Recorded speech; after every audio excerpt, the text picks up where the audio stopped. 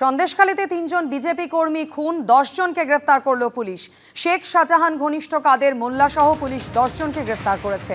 ৩ BJP কর্মীকে খুনের অভিযোগে গ্রেফতার করল সিবিআই। ২০১৯ সালের ৮ই জুন সন্দেশখালীতে ৩ জন বিজেপি কর্মী খুনের ঘটনা ঘটে। পতাকা খোলাকে কেন্দ্র করে ন্যাজাটে সংঘর্ষ আর তারপরে হামলার ঘটনা।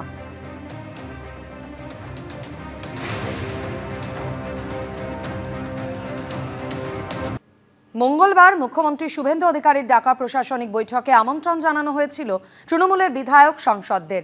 বৈঠকে যোগ দিলেন তৃণমূল সাংসদ কাকুলি ঘোষ দস্তিদার এবং ৬ জন তৃণমূল বিধায়ক। মুখ্যমন্ত্রীর এই পদক্ষেপের ভূয়সী প্রশংসা করেছেন তৃণমূল বিধায়ক ঋতব্রত বন্দ্যোপাধ্যায়। রাজ্যে ক্ষমতার পালাবদলে বদলে গেল প্রশাসনিক বৈঠকের ছবিটাও। যা তৃণমূল আমলে দেখা যায়নি তা দেখা গেল বিজেপির আমলে।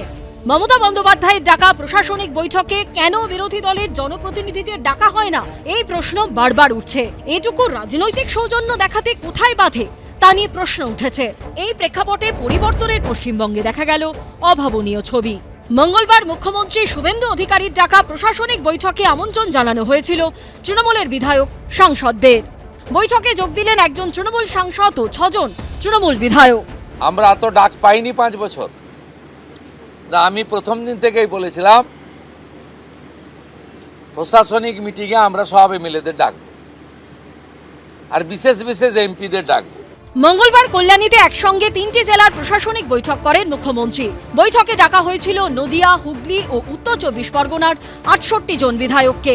আমন্ত্রিত ছিলেন তৃণমূলের 15 জন বিধায়ক। তাদের মধ্যে 6 জন বৈঠকে যোগ দিতে আসেন। মুখ্যমন্ত্রীর সঙ্গে একই মঞ্চে দেখা যায় বারাসাতের তৃণমূল সাংসদ কাকুলি ঘোষ দস্তিদারকে। প্রশাসনটা সবার, প্রশাসনিক বৈঠকে চিরকালই আমরা আসি। প্রশাসনটা সবার, প্রশাসনটা কোনো দলীয় কর্মসূচি নয়। কল্যাণীর বৈঠকে বারাসাতের তৃণমূল সাংসদ কাকুলি ঘোষ দস্তিদারের পাশাপাশি দেগঙ্গা তৃণমূল বিধায়ক আনিসুর রহমান, শরৎনগরের তৃণমূল বিধায়ক বীণা মণ্ডল, হারোয়ার তৃণমূল বিধায়ক আব্দুল মাতিন, বাদুরিয়ার তৃণমূল বিধায়ক বুরহানুল মুকাদ্দিম, মিনাখার তৃণমূল বিধায়ক উষারানী মণ্ডল ও বসিরহাট দক্ষিণের তৃণমূল বিধায়ক সুরজিৎ মিত্র উপস্থিত ছিলেন। আমরা দেখতে পাচ্ছি বাদে বিরোধীরা তারাও কিন্তু আজকে বৈঠকে আসছেন, মানে দলের বিধায়করা। এটাকে আপনি কিভাবে দেখছেন? না, এটা ভালোই আছে। এটা তো honourable chief minister policy decision আছে। মুখ্যমন্ত্রীর এই পদক্ষেপের ভূয়সী প্রশংসা করেন তৃণমূল বিধায়ক ঋতব্রত বন্দ্যোপাধ্যায়। সদর্থকভাবে দেখছি, খুব পজিটিভলি দেখছি। এই যোগদান অত্যন্ত জরুরি, কেননা সংসদীয় গণতন্ত্রে সরকার একটা প্রশাসনিক মিটিং ডেকেছে। আমরা সবাই মানুষের ভোটে নির্বাচিত, মানুষের কাছে দায়বদ্ধ। তো সরকারকে মাইনাস করে কোনো কাজ তো, এবং সরকারও যে এই উদ্যোগ নিয়েছেন, আমার সঙ্গে দিল্লিতে শুভেন্দু অধিকারীর যখন দেখা হয়েছিল উনি আমাকে বলেছিলেন যে এই মিটিংগুলোতে আসার জন্য। এই ছবি কি এই ইঙ্গিতই দিচ্ছে পশ্চিমবঙ্গের রাজনৈতিক সংস্কৃতি পাল্টাচ্ছে? উজ্জ্বল মুখোপাধ্যায়, আশাবুল হোসেন ও আবেদ দত্তের রিপোর্ট, এবিপি আনন্দ। তাঁকে সরিয়ে লোকসভার মুখ্য সচেতকের দায়িত্বে কল্যাণ বন্দ্যোপাধ্যায়কে ফিরিয়েছিলেন মমতা বন্দ্যোপাধ্যায়। তারপর ফেসবুকে ক্ষোভ উগরে দিয়েছেন বারাসাতের সাংসদ কাকুলি ঘোষ দস্তিদার। ছেড়েছেন জেলা সভানেত্রীর পদও। আর মঙ্গলবার সোজা চলে গেলেন রাজ্য সরকারের প্রশাসনিক বৈঠকে, জানিয়ে তুঙ্কে জল্পনা। এই অস্বচ্ছতার বিরুদ্ধে এবং এই বৈভবের বিরুদ্ধে এবং এই যে প্রাতিষ্ঠানিক দুর্নীতির বিরুদ্ধে সর্বস্তরে নিশ্চয়ই কিছু বলার প্রয়োজন আছে। বিধানসভা ভোটে দল ডুবেছে, হেরেছেন খোদ মমতা বন্দ্যোপাধ্যায়। আর লোকসভায় পদ হারাতে হয়েছে তাকে। সেই ক্ষোভে জেলা সভানেত্রীর পদ ছেড়েছেন। আর মঙ্গলবার তো মুখ্যমন্ত্রী শুভেন্দু অধিকারীর ডাকা প্রশাসনিক বৈঠকেও যোগ দিলেন। কিন্তু বারাসাতের তৃণমূল সাংসদ কাকুলি ঘোষ দস্তিদারের ক্ষোভের কারণ কি? 14ই মে কালীঘাটে দলের লোকসভা ও রাজ্যসভার সাংসদদের সঙ্গে বৈঠক করেন তৃণমূল নেত্রী মমতা বন্দ্যোপাধ্যায়। সেই বৈঠকেই কাকুলি ঘোষ দস্তিদারকে সরিয়ে লোকসভার মুখ্য সচেতকের দায়িত্বে ফেরানো হয় শ্রীরামপুরের সাংসদ কল্যাণ বন্দ্যোপাধ্যায়কে। এরপর কাকুলি ঘোষ দস্তিদার সোশ্যাল মিডিয়ায় পোস্ট করেন, 76 থেকে পরিচয়, 84 থেকে পথ চলা শুরু, 4 দশকের আনুগত্যের জন্য আজ পুরস্কৃত হলাম। এর 10 দিনের মধ্যে গত রবিবার তৃণমূলের বারাসাত সাংগঠনিক জেলার সভাপতির পদ থেকে ইস্তফা দেন কাকুলি ঘোষ দস্তিদার। আমি পদত্যাগপত্র পাঠিয়েছি আমাদের রাজ্য সভাপতি সুব্রত বক্সির কাছে। আমি সভাপতির পদ থেকে পদত্যাগ করেছি। দলের একাংশকেও নিশানা করেন কাকুলি ঘোষ দস্তিদার। কর্মীদের মধ্যে ছিল, নেতাদের মধ্যে ছিল, আমি তো কারোর নাম করে বলতে চাইছি না, আমি বলছি যে ধরনের একটা ভাব এসে গেছিলো যে দল ক্ষমতায় আছে মানে আমি যা খুশি করতে পারি, কিন্তু গণতন্ত্রে যা খুশি করতে পারেন না। সংবিধান আছে, সংবিধান মেনে চলতে হবে, মানুষ সেটাই বুঝিয়ে দিয়েছে। বৈভব বলতে গিয়ে কাকে নিশানা করলেন কাকলি ঘোষ দস্তিদার? দলের কোনো শীর্ষ হেভিওয়েট নেতাকে? আমি কথা বলিনি, কেননা কথা বলাটা খুব মুশকিল হয়ে পড়ে, ফোনে টোনে পাওয়া যায় না। উনি তো ব্যস্ত থাকেন, খুবই ব্যস্ত থাকেন, সেই জন্য ওনাকে 10 বছর থেকে আর ফোনে কথা বলা যায় না। কিন্তু উনি যদি হাল ধরেন এবং উনি যেভাবে দলটাকে পরিচালনা করেছেন যখন আমি দলে এসেছিলাম, এই কারণেই কি বিজেপি সরকারের কাছে কাকলি ঘোষ দস্তিদার এখন বিশেষ সাংসদ? বিশেষ সাংসদ বিরোধীদের তাদেরকে আপনি ডাকবেন, এই বিশেষের তাই যদি বলেন যে কি মানে যারা অনেকদিন পরে সত্য কথা বলছে তারাই বিশেষ সাংসদ। যারা বলছেন যে আপনারা আমাদের স্বাধীনতা পাইয়ে দিয়েছেন, যারা বলছেন যে এর কোনো ভবিষ্যৎ নেই। আগামী দিনে কি ভূমিকায় দেখা যাবে কাকলি ঘোষ দস্তিদারকে? অপেক্ষা করে আছে আরো কোনো চমক?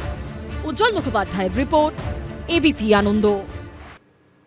7-এর দশকে ছাত্র রাজনীতি দিয়ে শুরু, তারপর মমতা বন্দ্যোপাধ্যায়ের সঙ্গে আলাপ, আর তখন থেকেই তার ছায়াসঙ্গী কাকলি ঘোষ দস্তিদার। বারাসাতের 4 বারের সাংসদ, কিন্তু ভোটে দলের ভরাডুবি এবং লোকসভায় পদ হারানোর পর সেই কাকলি ঘোষ দস্তিদারই এখন বেসুরো। ওনারা মনে করেছেন যে আমায় সরালে আরও কাজ ভালো হবে, ওনারা মনে করেছেন সংসদীয় কাজ হয়তো আমি পারছি না, সেটা তো তাদের ব্যাপার। মমতা বন্দ্যোপাধ্যায়ের সঙ্গে তার সম্পর্ক আজকের নয়, দীর্ঘদিনের। কিন্তু লোকসভা থেকে দলীয় পদ হারানোর পর তৃণমূল নেত্রীর একসময় ছায়াসঙ্গী কাকলি ঘোষ দস্তিদার আজ বেসুরো।